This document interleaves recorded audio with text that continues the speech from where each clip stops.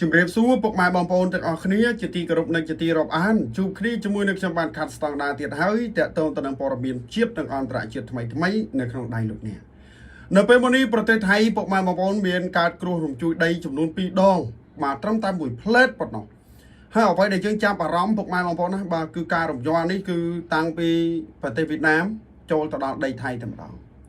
ត្រឹមកន្លះថ្ងៃប៉ុណ្ណោះថៃរងគ្រោះរំជួយដី2ដងក្នុងទីតាំងពីរផ្សេងគ្នាឯណោះនៅពេលនេះបើតាមនាយកដ្ឋានអង្កេតការរំជួយដីបាទការរំជួយដីរបស់ថៃក្នុងរយៈពេលត្រឹមតែកន្លះថ្ងៃប៉ុណ្ណោះគ្រោះរំជួយដី2ដងបានបើកការវាយប្រហារប្រទេសថៃទូនគ្នារួមមានខេត្តឈៀងម៉ៃនិងខេត្តឧបលរដ្ឋាភិបាលដែលរងឥទ្ធិពលពីការរំជួយនៅប្រទេសវៀតណាមគណៈការខូចខាតប្រមាណមិនទាន់ត្រូវបានដឹងនៅឡើយនោះទេពុកម៉ែបងប្អូនបើយោងតាមការចេញផ្សាយរបស់បណ្ដាញសារព័ត៌មាន Khawsot គ្រោះរំជួយដីកម្រិត 2.5 Richter ដែលមានជម្រៅ1 គីឡូម៉ែត្របានបើកការវាយប្រហារស្រុកបាម៉ែថាញ់នៅខេត្តឈៀងម៉ៃនៅថ្ងៃទី11ខែកញ្ញានៅវេលាម៉ោង 11:58 នាទីព្រឹកចំណុចកណ្ដាលនៃការរំជួយដីស្ថិតនៅបាទខឿនឆេងបាទខឿនច័ន្ទក្នុងស្រុកម៉ែធឿងអ្នកស្រុកខ្លះបានធ្វើសេចក្តីរាយការណ៍ថាមានអារម្មណ៍ញ័របណ្ដាលឲ្យវិលមុខគណៈគេហទំព័រក្នុងខេត្តឈៀងម៉ៃក៏បានធ្វើសេចក្តីរាយការណ៍អំពីគ្រោះរំជួយដីនេះផងដែរដោយមនុស្សម្នាបានបញ្ចេញមតិតាមអ៊ីនធឺណិតអំពីការទទួលរងឥទ្ធិពលពីការរំជួយដីទាំងនេះចំណែកបើតាមការចុះផ្សាយរបស់បណ្ដាញសារព័ត៌មាន Thai The Nation Thailand នៅព្រឹកថ្ងៃដដែលនេះខេត្តឧបលរដ្ឋាភិបាលភាគខាងកើតនៃប្រទេសថៃបានរងការវាយប្រហារពីគ្រោះរំជួយដីកម្រិត 4.7 Richter ដោយចំណុចកណ្ដាលនៃការរំជួយដីនៅក្នុងទឹកដីនៃប្រទេសវៀតណាមការរំជួយដីនេះបានកើតឡើងនៅវេលាម៉ោងបាទ 1:36 បាទនាទីនៅជម្រៅរយៈត្រឹមតែ 2 គីឡូម៉ែត្រប៉ុន្តែនៅតែមានការប្រមានអំពីសុវត្ថិភាពពលរដ្ឋដដែលអាជ្ញាធរថៃបានប្រមាននិងជំរុញឲ្យប្រជាពលរដ្ឋមានការប្រុងប្រយ័ត្នខ្ពស់តាមដានព័ត៌មានផ្លូវការនិងត្រៀមខ្លួនក្នុងករណីមានសកម្មភាពគ្រោះរំជួយដីបន្ថែមទៀតបើទោះបីជាការរំជួយដីនេះមិនត្រូវបានគេរំពឹងថានឹងបង្កការខូចខាតដល់អាយុជីវិតឬទ្រព្យសម្បត្តិធ្ងន់ធ្ងរនៅក្នុងប្រទេសថៃក៏ដោយនោះគួរបញ្ជាក់ជូនផងដែរថាប្រទេសថៃចាប់តាំងពីមានគ្រោះរំជួយដីដ៏ធំកាលពីខែមីនាឆ្នាំបាទ2025ពីប្រទេសវីយេតណាមមកប្រទេសនេះជារឿយរងការវាយប្រហារពីគ្រោះរំជួយដីកម្រិតស្រាលជាបន្តនិងបង្កជាភាពភ័យខ្លាចក្នុងចំណោមប្រជាជនថៃតែម្ដងបាទអញ្ចឹងពុកម៉ែបងប្អូនណាបាទនៅថៃមុននេះគឺមានគ្រោះរំជួយដីពុកម៉ែបងប្អូនបាទគឺមានគ្រោះរំជួយដីអញ្ចឹងរំជួយដីទី1គឺមានកម្រិតទាបទេគឺ 2.5 Richter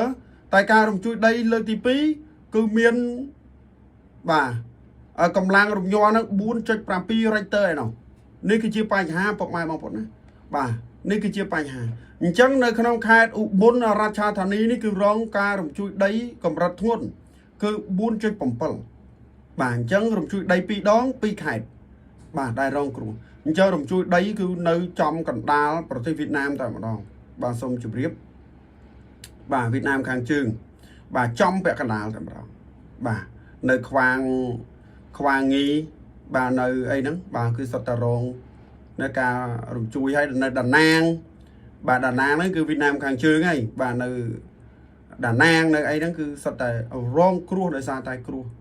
រំជួយដីណាគ្រោះរំជួយដីវៀតណាមខាងត្បូងអត់អីទេឬក៏ខ្មែរកម្ពុជាក្រោមអញ្ចឹងការរំញ័រនេះពុកម៉ែបងប្អូនណាក៏អាចនឹងរង្គើបាទនៅ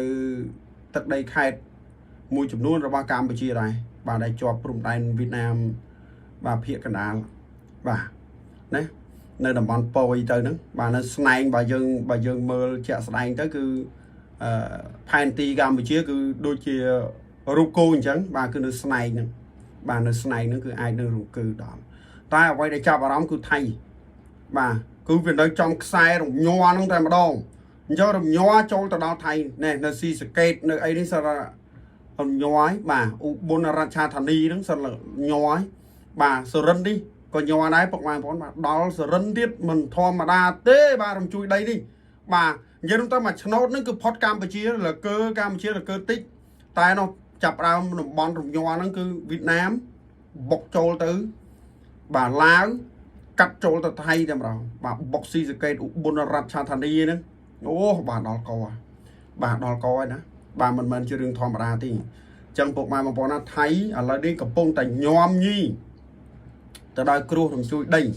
Việt Nam có đôi cái gì Việt Nam đồng chui đây hai nó cứ miên cạn đây srot đây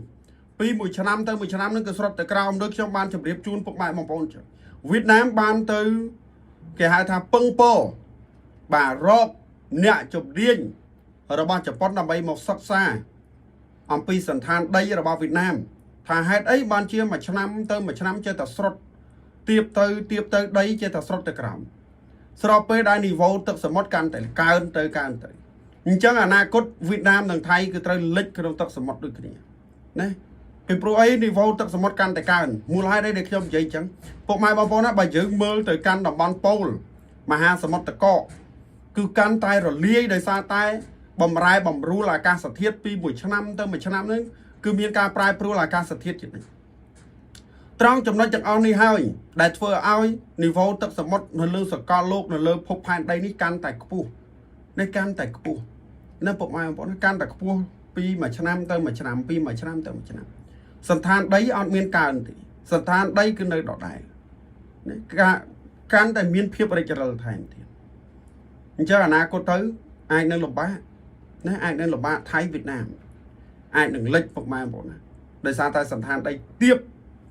បាទទៀបទៅហើយនីវ៉ូទឹកសមុទ្រកាន់តែខ្ពស់ទៅអាចនឹងលិចក្រោមសមុទ្រវិញនៅថ្ងៃខាងមុខអញ្ចឹងតកតងទៅនឹងព័ត៌មាននេះបាទនៅកម្ពុជាអត់មានចេញសេចក្តីរាយការណ៍ថាមានការរង្គើអីខ្លះទេអត់ទេតែបើនៅដូចជាប្រទេសឡាវបានប្រកាសហើយមានការរំញ័របាទរំជួយដីនៅថៃគឺចំតែម្ដងឧបលរដ្ឋាភិបាលនិងស៊ីសកេតសរិនបាទណាហើយអាចនឹងរង្គើទៅដល់នគររដ្ឋាសីមាទៀតបាទសូមជម្រាបអញ្ចឹងលង្គើដូច3 4ខែដែរថៃបាទមកជាឌីហ្នឹងបាទគឺប្រឆិតកម្ពុជាបាទខ្សែរំញ័ររបស់វាហ្នឹងបាទខ្លាំងមែនណាគ្រោះរំជួយដីមិនធម្មតាទេពុកម៉ែបងប្អូនហើយនៅវៀតណាមឯងឥឡូវនេះយើងចាំតាមដានព័ត៌មានបន្ថែមទៀតតាក់ទងទៅនឹងគ្រោះរំជួយដីនៅវៀតណាមចំណុចកណ្ដាលបាទចំណុចរំញ័រនៅឧបលរដ្ឋាភិបាល 4.7 បាទយើងងាកទៅកាន់ប្រទេសវៀតណាមវិញអាចនឹងធ្ងន់ធ្ងរជាងនេះពុកម៉ែបងប្អូនយើងចាំតាមដានទាំងអស់គ្នានិងសូមជម្រាបលាបាទ